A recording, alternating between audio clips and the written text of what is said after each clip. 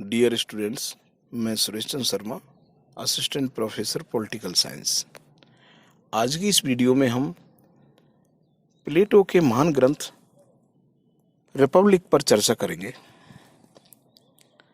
साथियों, रिपब्लिक प्लेटो की महानतम और श्रेष्ठ कृति मानी जाती है। इसे प्लेटो ने 40 वर्ष की अवस्था में अपने विचार परिपक्व और प्रौढ़ होने पर लिखा। शैली और विषय विविधता की दृष्टि से यह उनका अनुपम ग्रंथ है। आकार की दृष्टि से रिपब्लिक प्लेटो के अन्य सभी ग्रंथों से बड़ा होते हुए भी लॉज से छोटा है। लॉज प्लेटो की वही रचना है जो उन्होंने अपने जीवन के अंतिम दौर में लिखी है, किंतु महत्व की दृष्टि से रिपब्लिक जो है वो लॉज से बहुत आगे है। रिपब्लिक नाम से कुछ भ्रांति हो जाती है। आजकल इस शब्द का प्रयोग एक विशेष प्रकार की शासन प्रणाली अर्थात गणराज्य के रूप में की जाती है, किंतु प्लेटो ने इसका प्रयोग इस संकुचित अर्थ में नहीं किया। उनके यूनानी भाषा में इसे पोलितेइया का नाम दिया था। इससे तात्पर्य है कि राज्य की शासन व्यवस्था या संविधान। प्लेटो की रिपब्लिक में राज्य की आदर्श व्यवस्था का उल्लेख है, न कि उनके नाम के लैटिन अनुवाद रिपब्लिक से सूचित होने वाले गणराज्यों की व्यवस्था। एम.बी. फॉस्टर के अनुसार रिपब्लिक के अंतर्गत प्लेटो ने राजनीतिक संगठन के सामान्य स्वरूप की जांच की और यह प्रश्न उठाया है कि राज्य की रचना किस चीज से होती है। जाहिर है कि राज्य दर्शन की केंद्रीय समस्या यही है कि राज्य का निर्माण किन चीजों से होता है। रिपब्लिक में प्लेटो की नाटकीय शैली, कवित्व, कल्पना की उड़ान का अपूर्व रूप देखने को मिलता है। इसे गणराज्य और न्याय का दोहरा शीर्षक प्राप्त है, किंतु इस आधार पर इसे राजनीति विज्ञान या विधि शास्त्र का ही ग्रंथ नहीं समझा जाना चाहिए। यह इससे बहुत अधिक भिन्न है और इसमें समाज शास्त्रीय, आध्यात्मिक, शैक्षणिक सभी समस्याओं की विवेचना की गई है।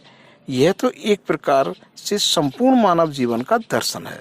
सेबाइन के शब्दों में यह रिपब्लिक किसी एक प्रकार का शोध प्रबंध नहीं है और ना ही यह राजनीति, नीति शास्त्र, अर्थशास्त्र, मनोविज्ञान इनमें से किसी एक का अंग है। यद्यपि इसमें यह सभी कुछ है और इससे अधिक भी, क्योंकि कला, शिक्षा, दर्शन को भी इसमें स्थान दिया गया है। अब हम बात करते हैं कि प्लेटो की जो महान कृति रिपब्लिक है, उस रिपब्लिक की रचना का उद्देश्य क्या था।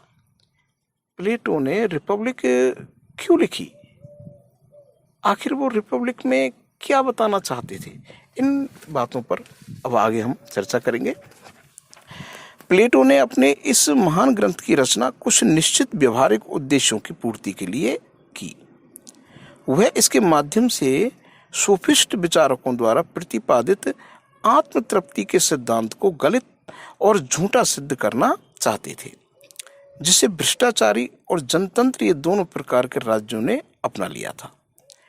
प्लेटो ने इस निरंकुश व्यक्तिवादी का विरोध किया और उसके स्थान पर राज्य के जैविक स्वरूप का प्रतिपादन किया और यह बताने का प्रयास किया कि एक व्यक्ति के लिए न्याय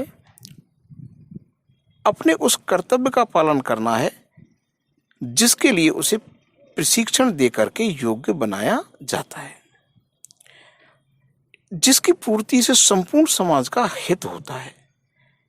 वह यह प्रतिपादित करना चाहते हैं कि राज्य और व्यक्ति के हित में कोई संघर्ष नहीं है तथा न्यायी और बुद्धिमान शासक वही है जो जन कल्याण के लिए अपना सर्वस्व बलिदान कर दे। संक्षेप में कहें तो हम कह सकते हैं कि उसने उस हिंसात्मक व्यक्तिवादी प्रवृत्ति के उन्मूलन का प्रयास किया जो उस समय की राजनीति पर एक बहुत ही बड़ी बुराई के रूप में हावी हो चुकी थी। इससे प्रभावित होकर के धनिक तंत्रों में अमीर और जनतंत्रों में गरीब वर्गों का शोषण कर रहे थे। बारकर के अनुसार प्लेटो के राज दर्शन का लक्ष्य एक ऐसे सुदृढ़ और निष्पक्ष शासक की स्थापना करना था जिसमें न तो अमीर गरीब पर और ना ही गरीब अमीर पर शासन कर सके, वरन जो दोनों के ऊपर हो या कम से कम जिसमें दोनों की संयुक्त भागीदारी हो, वही शासन कर सके। प्लेटो का इस ग्रंथ की रचना का जो दूसरा उद्देश्य था वो था तत्कालीन एथेंस के प्रजातंत्र में प्रचलित लॉटरी द्वारा नियुक्ति की व्यवस्था का अंत करना। इस व्यवस्था के अनुसार प्रत्येक व्यक्ति प्रत्येक पद के लिए योग्य माना या समझा जाता था।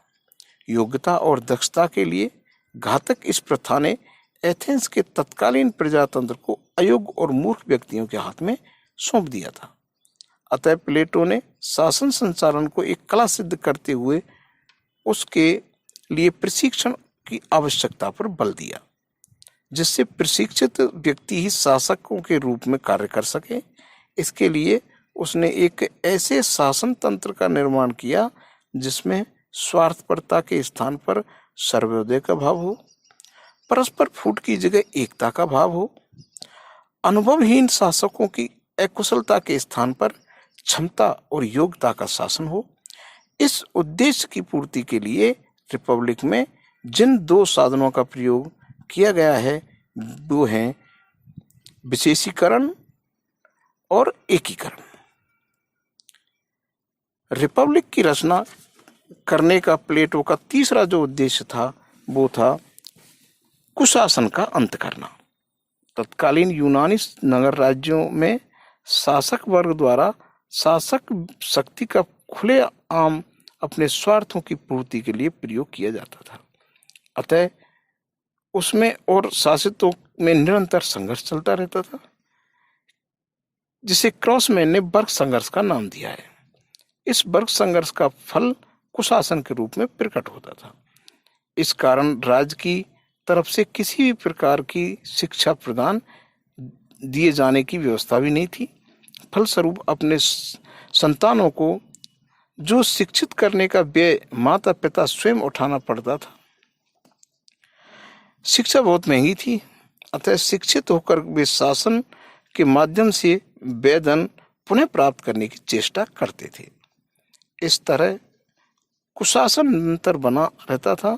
अतः प्लेटो ने शिक्षा और प्रशिक्षण की व्यवस्था राज्य की ओर से स्थापित कर इस दुर्गुण को समाप्त करने का प्रयास किया।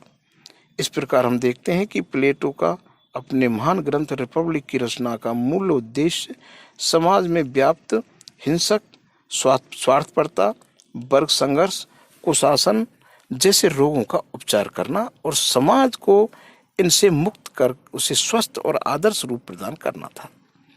इस उद्देश्य की प्राप्ति के लिए उसने राजनीतिक शक्ति को निस्वार्थ और जनहित की भावनाओं से पूर्ण व्यक्तियों के हाथ में सौंपने का प्रस्ताव किया। इससे वर्ग संघर्ष और राजनीतिक स्वार्थपरता का रोग दूर हो जाए। उसका विचार उसकी राजनीतिक दार्शनिक राजाओं द्वारा शासन की प्रसिद्ध धारणा में अभिव्यक्त होता है। इस प्रकार हम देखते हैं कि प्लेटो की जो रिपब्लिक है उसकी महानता इतनी क्यों है? क्योंकि प्लेटो की रिपब्लिक एक ऐसे शासन व्यवस्था की स्थापना पर बल देती है जिसके मूल में जन कल्याण की भावना निहित होती है। Thank you.